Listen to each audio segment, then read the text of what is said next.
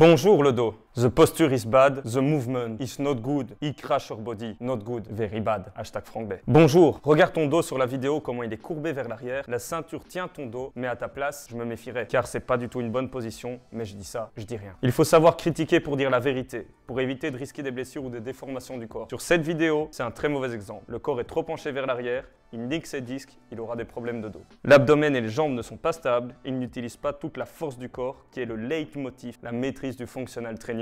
La posture et les mouvements sont moches et ne respectent pas la santé du corps. Surtout avec une charge trop lourde qui n'a que l'intérêt de se soulever lourd pour montrer « moi je soulève ça, moi je suis fort », mais en vérité c'est nul. Bonjour à tous, c'est Nico de Mindfit Bruxelles, j'espère que vous allez bien. Aujourd'hui, comme vous l'avez compris, on va parler kettlebell sport et plus précisément de la fameuse position de rack afin de répondre à certaines incompréhensions. Mais tout d'abord, c'est quoi le kettlebell sport? Si on se rend sur Google, il y a fort à parier que si on tape J'y revois sport, kettlebell lifting, on vous dira que c'est un mix entre l'haltérophilie et les arts martiaux. De manière plus simple, pour moi, il s'agit d'un dérivé de l'haltérophilie et je vais m'expliquer un petit peu. Donc il est important d'abord de savoir, en gros, pourquoi est-ce qu'on parle de dérivé d'haltérophilie. L'haltérophilie traditionnelle, c'est quoi? C'est simplement deux mouvements principaux, snatch et clean and jerk, et le but est d'aller chercher la charge la plus lourde possible. En kettlebell lifting, c'est un petit peu différent. Pourquoi? Parce qu'en fait, on retrouve certaines similitudes avec ce sport-là, notamment sur le nom des mouvements et même certains principes anatomiques et biomécanique avec l'extension de hanche, la position overhead, etc. Mais on va mettre ça de côté pour le moment afin de simplifier au maximum. Le but en kettlebell lifting, par contre, c'est quoi? C'est qu'on nous donne une charge attribuée et qu'on doit réaliser un maximum de répétitions dans un temps donné, avec une ou deux kettlebells. Maintenant qu'on a expliqué brièvement ce qu'était le kettlebell sport, venons-en au fait. Et cette fameuse position de rack, parce que j'ai reçu pas mal de messages justement à ce niveau-là. Comme vous l'avez vu en début de vidéo, il est temps de répondre notamment à certaines incompréhensions. La première chose que l'on comprend quand on voit une position pareille, c'est effectivement dire « Ah, ça fait mal au dos ». Mais pourquoi? Je pense que d'abord, on n'a pas l'habitude de voir des nouveaux sports émergents comme le kettlebell sport. Venons-en au fait. Attaquons le sujet principal, la position de rack. Est-ce que c'est réellement mauvais pour le dos ou pas? C'est la question sur laquelle on doit répondre aujourd'hui. Donc comme vous le voyez ici en vidéo, qui s'affiche à l'écran, la position de rack, c'est lorsque le coude se dépose habituellement, en tout cas, sur la crête iliaque. Après, ça dépend forcément au niveau des morphologies.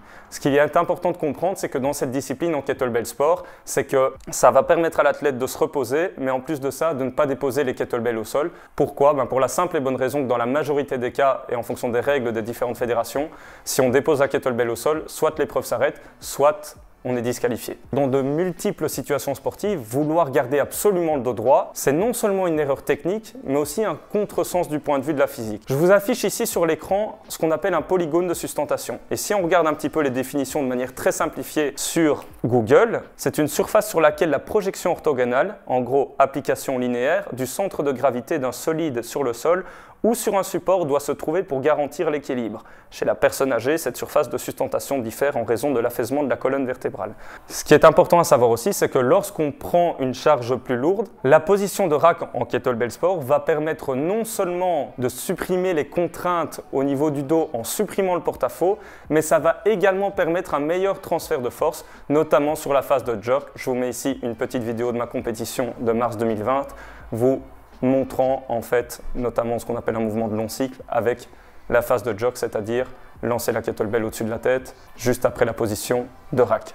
Mais en plus de tout ce que je viens de vous annoncer, c'est que j'ai voulu aller chercher un petit peu plus loin et aller voir d'autres professionnels du métier de la forme et de la santé. J'ai donc fait appel à Cédric. Pour vous faire une petite idée, Cédric, c'est mon kiné et je le remercie justement de m'avoir autorisé à mentionner son nom et partager les données qu'il m'a transmises. Je reprends ici, et je vais vous l'afficher d'ailleurs, ce qu'il m'a dit mot pour mot. Alors, au niveau de l'impact sur les disques vertébraux, au niveau des études, c'est pas une question d'antéversion ou de rétroversion de bassin. Le mouvement va juste changer l'endroit où on a le plus de pression au niveau du disque. En antéversion, on va creuser le dos et avoir plus de charge sur la partie postérieure du disque. En rétroversion, sur la partie antérieure. Dans un contexte pathologique de protrusion ou d'hernie symptomatique, je dis bien symptomatique, on va devoir gérer la charge qu'on applique ainsi que les mouvements qu'on demande. Entretenir la mobilité et renforcer dans le mouvement non problématique, puis charger progressivement le disque dans les amplitudes qui sont irritantes. Par contre, ce que je pense qui peut aider à faire en sorte que les professionnels de la posture de statue grecque pensent tout doucement à fermer leur bouche, et là je vous avoue qu'il n'a pas été tendre, mais est-ce qu'on peut vraiment lui donner tort? C'est plutôt rassembler les études sur les disques justement de sportifs. Il y a des études qui ont analysé les disques de lifters, de coureurs à pied et autres pour prouver que le corps s'adapte et que les gens qui ont chargé progressivement leur corps avec une activité physique ont des disques plus épais que les autres. Et c'est d'ailleurs ce que j'ai fait. Je vais vous afficher juste ici maintenant une étude notamment sur la course à pied. Alors les amis, je sais ce que vous allez me dire. Oui mais Nico, tu nous as dit que le kettlebell sport était un dérivé de l'haltérophilie, maintenant tu nous parles d'une étude de course à pied. Qu'est-ce que tu racontes? Vous avez raison et je vais maintenant y venir. Pourquoi est-ce que j'ai choisi une étude sur la course à pied plutôt que refaire des liens avec l'haltérophilie? Il y a quelques temps déjà, j'avais déjà réalisé un article sur mon blog internet et je vous mettrai les liens dans la description sur les bienfaits de l'haltérophilie, notamment chez le jeune. J'avais pas envie de me répéter une nouvelle fois, donc je me suis ouvert davantage à de nouvelles connaissances en étudiant certaines choses et notamment voir les similitudes qu'on peut retrouver sur la course à pied et le kettlebell sport. Qu'est-ce qu'on a retrouvé? 1. Le kettlebell sport a pour similitude une grosse capacité cardiovasculaire comme on retrouve en course à pied. 2. Le nombre, ou plutôt le volume de répétitions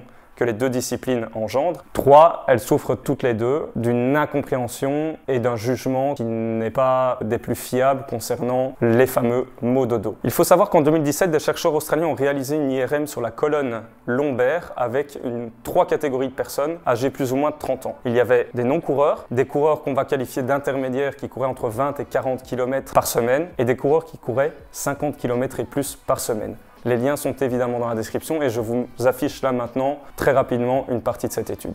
Qu'est-ce qu'on a pu en déceler? Qu'effectivement, comme Cédric l'a annoncé tantôt, c'est que les coureurs avaient des disques plus épais que les autres et ce qui était encore plus surprenant, c'est que les coureurs qui couraient 50 km ou plus par semaine avaient les disques les plus épais. Si j'avais envie de m'arrêter là, je pourrais très bien le faire, mais je pense qu'il était important d'aller chercher un maximum d'informations afin de vous rassurer sur cette discipline qu'est le kettlebell sport. On va maintenant replonger un tout petit peu plus dans le vif du sujet parce que je me suis un petit peu égaré sur la course à pied. On va vraiment parler du kettlebell sport de manière générale.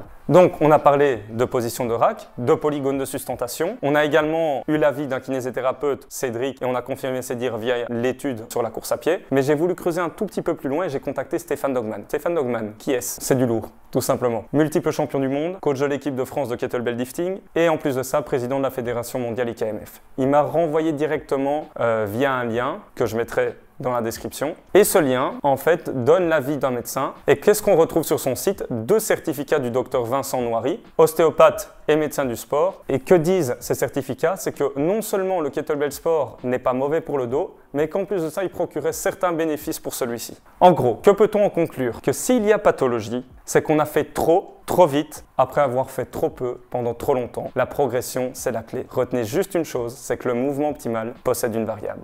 Ok les amis, c'est tout pour aujourd'hui. Vous retrouvez toutes les sources en commentaire. Si vous voulez plus d'informations sur cette discipline, n'hésitez pas à vous rendre sur le site mindfitbxl.com.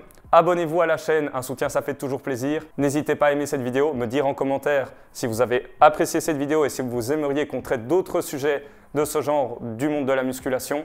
N'hésitez pas à partager un maximum afin de tout simplement aider à lutter contre les idées reçues et surtout aider au développement de cette discipline qui est tout simplement magnifique et qui permet également énormément de bienfaits d'un point de vue physiologique. Merci et à bientôt.